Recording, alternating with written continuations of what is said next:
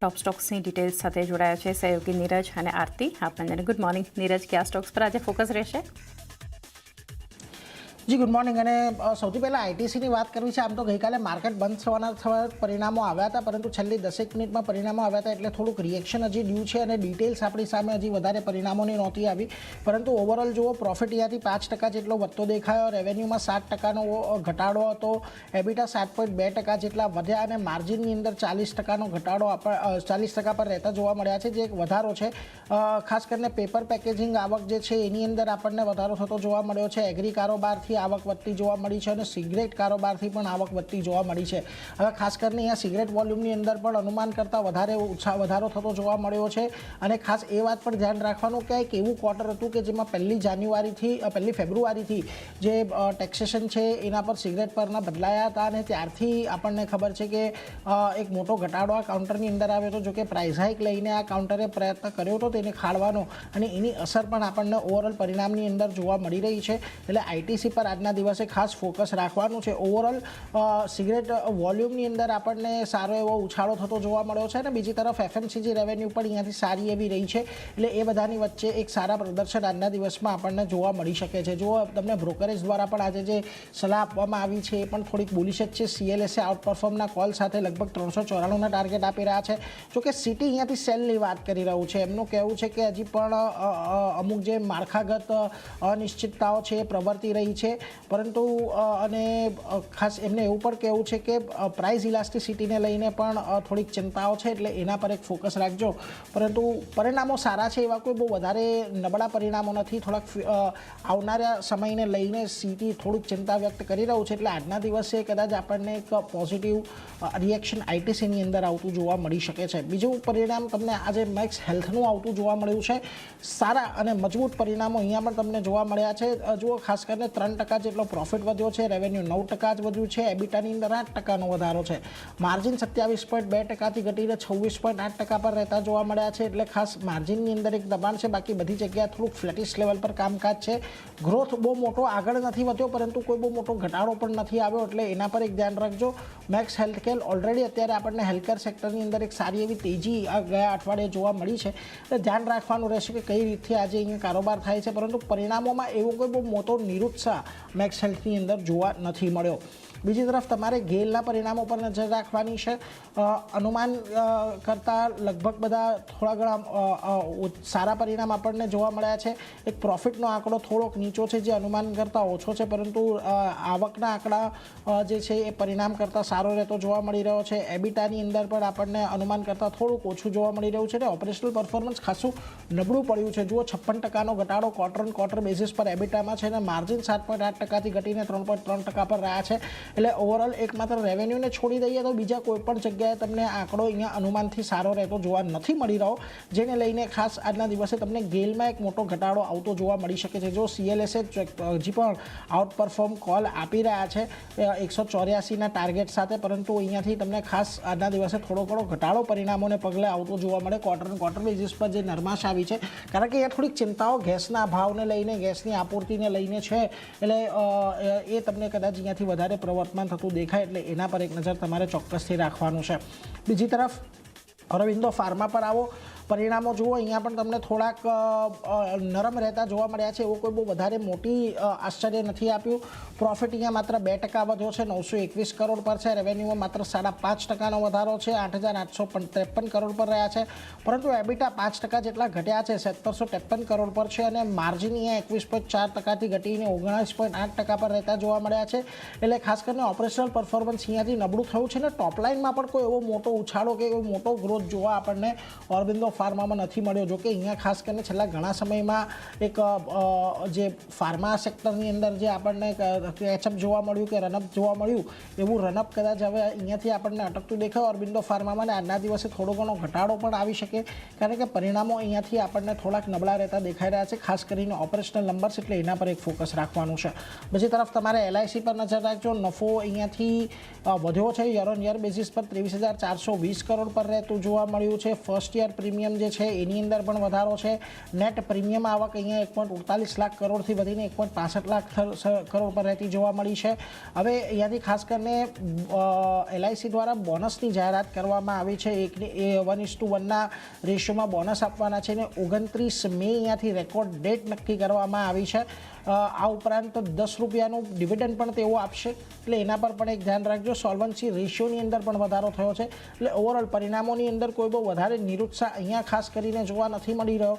બર્ન્સ્ટાઇન જો કોઈ market perform call આપી રહ્યા છે, 900ના ટાર્ગેટ આપી રહ્યા છે. એમનું કહેવું છે Q4માં એક હેલ્ધી ગ્રોથ રહેતો જોવા મળ્યો છે ટોપ લાઇન માટે, એટલે એના પર એક ખાસ નજર તમારે અહીંયાથી રાખવાની છે. જોકે બોનસને લઈને કદાચ આજે તમને અહીંયાથી એક સારી રનઅપ આવતી જોવા મળે તો નવાઈ નહીં, એટલે ખાસ તમે ધ્યાન રાખજો LICની ઉપર. છેલ્લે મારા તરફથી નાયકા પરિણામો જુઓ ઘણા સારા છે. 20 કરોડના નફાની સામે 78 કરોડ પર પહોંચતો જોવા મળ્યો છે. રેવન્યુ 28% વધ્યું છે. એબિટાની અંદર 67%નો વધારો છે અને માર્જિન 6.5%થી વધીને ઓલમોસ્ટ 8.5% પર રહેતા જોવા મળ્યા છે. એટલે દરેક મોરચે અહીંયાથી નાયકાના પરિણામોની અંદર પણ એક સારો ગ્રોથ આપણને જોવા મળ્યો છે અને આજના દિવસે અહીંયાથી પોઝિટિવ રિએક્શન તમારે ખાસ ધ્યાનમાં રાખવું જોઈએ નાયકાને, કારણ કે જો CLSA પણ આઉટ પરફોર્મ સાથે ટાર્ગેટ વધારી રહ્યા છે. 328ના હતા 338ના કર્યા છે. જેફરીસ બાયકોલ સાથે 350ના ટાર્ગેટ આપી રહ્યા છે. HSBC એક હોલ્ડ કોલ આપી રહ્યું છે 203 સાથે અને સિટી સેલ કોલ આપી રહ્યો છે 225 સાથે. પરંતુ એમનું પણ કહેવું છે કે અત્યારે જે પરિણામો છે એ મજબૂત છે. એમની આવનારા પરિણામોને લઈને થોડીક ચિંતા તેમણે વ્યક્ત કરી છે, એટલે એના પર એક ધ્યાન રાખજો. એટલે ઓવરઓલ આજના દિવસે તમને નાયકા પણ થોડોક પોઝિટિવ રહેતો જોવા મળી શકે છે. એટલે ઓવરઓલ આજે ITC પર જે એક રિએક્શન ડ્યુ છે એના પર નજર રહેશે. મેક્સ હેલ્થ પર પરિણામો નબળા છે, એટલે ત્યાં એક નજર રાખજો. અને ખાસ કરીને ગેલ, LIC, નાયકા આ બધા પર આજે આપણે ફોકસ રાખીશું. પરંતુ આ સિવાય પણ આરતી ઘણા બધા પરિણામો છે, ઘણા બધા સમાચારો છે, ખાસ તમારી ક્યાં નજર? જે અન્ય પણ ઘણા કાઉન્ટર છે. શરૂઆત હુનાસા કન્ઝ્યુમર સાથે કરીએ. Q4ના નંબર્સનું રિએક્શન અહીંયા પણ જોવા મળશે. નફો વધ્યો છે 25 કરોડની સામે 69 કરોડની આસપાસ એક સારો વધારો નફાના ફ્રન્ટ પર જોઈ રહ્યા છે. સામે આવક પણ વધી છે 23%નો વધારો યર ઓન યર બેઝિસ પર આવકના ફ્રન્ટ પર આપણે જોઈ રહ્યા છે. એબિટા પણ જુઓ સુધર્યા છે, જે 26.9 કરોડ પર હતા ત્યાંથી એક સારો સુધારો એબિટાના ફ્રન્ટ પર અને 87 કરોડની આસપાસ આપણને આવતા દેખાયા છે. આ સાથે જ માર્જિનની જો વાત કરીએ તો 5%ની સામે 11.7% પર માર્જિન સુધરીને આવતા દેખાયા છે. તો સારા નંબર છે દરેક ફ્રન્ટ પર. એક પોઝિટિવ એક્શન અહીંયા પણ આજે આગળ વધતી જોવા મળી શકે છે, ધ્યાન રાખવાનું છે. બોર્ડ દ્વારા ₹8 પ્રતિ શેરના અંતિમ ડિવિડન્ડની ભલામણ પણ અહીંયાથી કરવામાં આવી છે, તો ધ્યાન રાખવાનું રહેશે હુનાસા કન્ઝ્યુમર માટે. બ્રોકરેજ નોટની જો વાત કરી લઈએ તો CLSA અહીંયા આઉટપરફોર્મ રેટિંગ આપી રહ્યા છે ₹434 પ્રતિ શેરના લક્ષ્ય સાથે, અને રેવન્યુ ગ્રોથ જે 4% આપણને એસ્ટિમેટ કરતાં વધારે આવતું દેખાઈ રહ્યું છે, એને કારણે અહીંયા આઉટપરફોર્મ રેટિંગ તેઓ આપી રહ્યા છે. દરેક ફ્રન્ટ પર સારા નંબર્સ જોઈ રહ્યા છે અને આગળ પણ ડબલ ડિજિટ ગ્રોથ જે છે તે મેનેજમેન્ટને લાગી રહ્યું છે કે આવતું જોવા મળી શકે છે, એટલે અહીંયા એક ફોકસ રહેશે હુનાસા માટે. નેક્સ્ટ કાઉન્ટર LG ઇલેક્ટ્રોનિક્સનું કાઉન્ટર છે.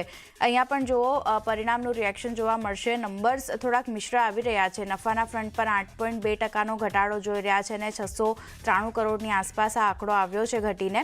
સામે આવક 8.1% આપણને વધતી જોવા મળતી દેખાઈ રહી છે. એબિટા ઘટ્યા છે 9.8%નો ઘટાડો એબિટાના ફ્રન્ટ પર આપણે જોઈ રહ્યા છે અને લગભગ 945 કરોડની આસપાસ એબિટા આવ્યા છે અને માર્જિન પણ ઘટ્યા છે. 14.1%ની સામે માર્જિન ઘટી 11.7% પર આવતા દેખાયા છે. રૂપિયામાં જે ડેપ્રિસિએશન જોઈ રહ્યા છે અને કોમોડિટીની કિંમતો જે વધતી દેખાઈ રહી છે એને કારણે થોડા માર્જિન પર અસર આવી છે, મેનેજમેન્ટ તરફથી આ કહેવામાં આવ્યું છે, એટલે ધ્યાન રાખવાનું રહેશે. LG ઇલેક્ટ્રોનિક્સ થોડાક મિશ્ર નંબર્સ અહીંયાથી આપણને આવતા દેખાઈ રહ્યા છે.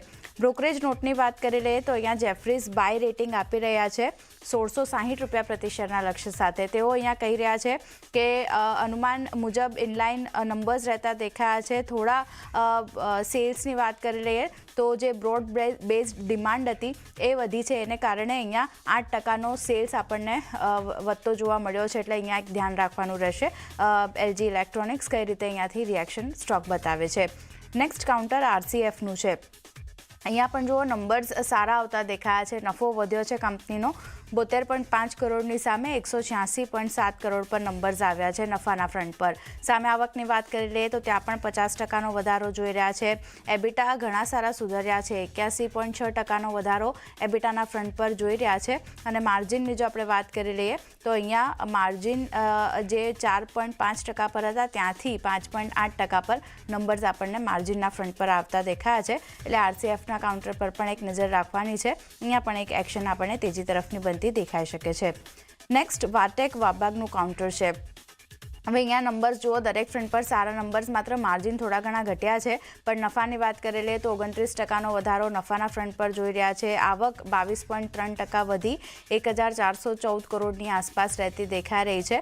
એબિટા વધ્યા છે, 11.8% વધારો એબિટાના ફ્રન્ટ પર જોઈ રહ્યા છે. 157 કરોડની આસપાસ આંકડો આવ્યો છે. અને માર્જિન થોડા ઘટ્યા છે, 12.2%ની સામે માર્જિન ઘટી 11.1%ની આસપાસ આવતા દેખાયા છે. આ સિવાય બોર્ડ દ્વારા ₹5 પ્રતિ શેરના અંતિમ ડિવિડન્ડની ભલામણ પણ કરવામાં આવી છે.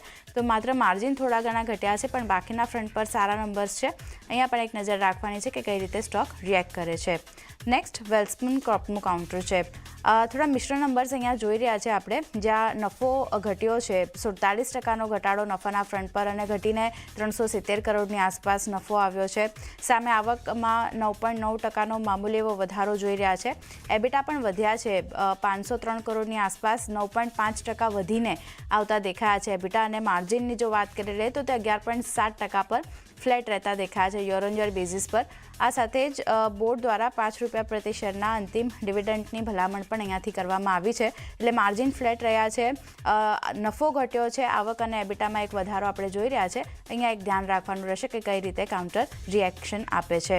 નેક્સ્ટ મારુતિ સુઝુકીનું કાઉન્ટર છે. હવે જુઓ, ઇન્ફ્લેશનની મોંઘવારીની અસર આપણને આવતી દેખાઈ રહી છે અને શરૂઆત થઈ છે, કારણ કે ભાવ વધારાના જાહેરાત જે છે ત્યાંથી મારુતિ સુઝુકી તરફથી કરવામાં આવ્યા છે.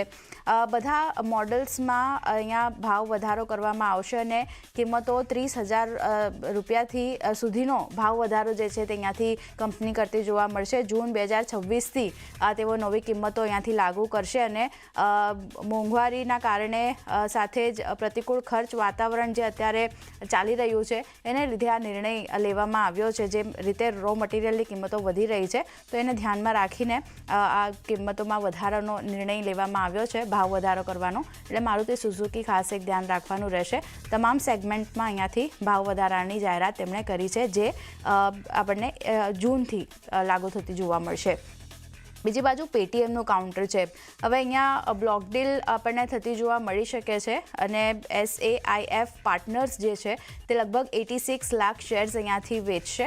અને સામે ફ્લોર પ્રાઇસની જો વાત કરી લઈએ તો ડીલ માટેની ₹1120.65 પ્રતિ શેર અહીંયાથી રહેતી જોવા મળી શકે છે. સાથે હાલના ભાવથી 3% ડિસ્કાઉન્ટ પર ડીલ થતી જોવા મળશે. એટલે પેટીએમના કાઉન્ટર પર એક ધ્યાન રાખવાનું રહેશે. અહીંયા બ્લોક વિન્ડોમાં એક ડીલ આપણને બ્લોક ડીલ થતી જોવા મળી શકે છે. નેક્સ્ટ ઇન્ડિયન ઓવરસીઝ બેંકનું કાઉન્ટર છે. ફંડ એકત્ર કરવાને બોર્ડ તરફથી મંજૂરી મળતી દેખાઈ રહી છે અને 5,000 કરોડના ફંડ એકત્ર કરવા માટે બોર્ડે મંજૂરી આપી છે, જેમાં FPO rights QIP preferential issue દ્વારા આ ફંડ એકત્ર કરવામાં આવશે અને કર્મચારીઓને 10 કરોડ શેર્સ ઇસ્યુ કરવાનો પણ સમાવેશ અહીંયા રહેતો દેખાઈ રહ્યો છે. ગ્રીન શૂ વિકલ્પની વાત કરી લઈએ તો એની સાથે જે 1000 કરોડ સુધીના બેસેલ 3 ટિયર 2 બોન્ડ ઇસ્યુને મંજૂરી પણ આપવામાં આવી છે. એટલે સારા સમાચાર અહીંયા બનતા દેખાયા છે. ઇન્ડિયન ઓવરસીઝ બેંક અહીંયા એક ધ્યાન રાખવાનું છે, બોર્ડ તરફથી ફંડ એકત્ર કરવાને મંજૂરી મળી છે. અને છેલ્લે ટાટા સ્ટીલની વાત કરી લઈએ તો અહીંયા સુપ્રીમ કોર્ટે 890 કરોડની GST માંગણી પર સ્ટે આપ્યો છે, નોટિસ ઇસ્યુ કરી છે. ITC વિવાદમાં આગળની કાર્યવાહી અહીંયાથી અટકાવી છે. તો થોડા સેન્ટિમેન્ટલ પોઝિટિવ અસર ટાટા સ્ટીલ આપણને બતાવી શકે છે. એટલે અહીંયા પણ એક નજર રાખવાની છે. તો ચાંદની ઘણા બધા કાઉન્ટર જે નીરજે જણાવ્યા, મેં જણાવ્યા, બધા ફોકસમાં રહેશે. જી, આ બધા સ્ટોક સાથે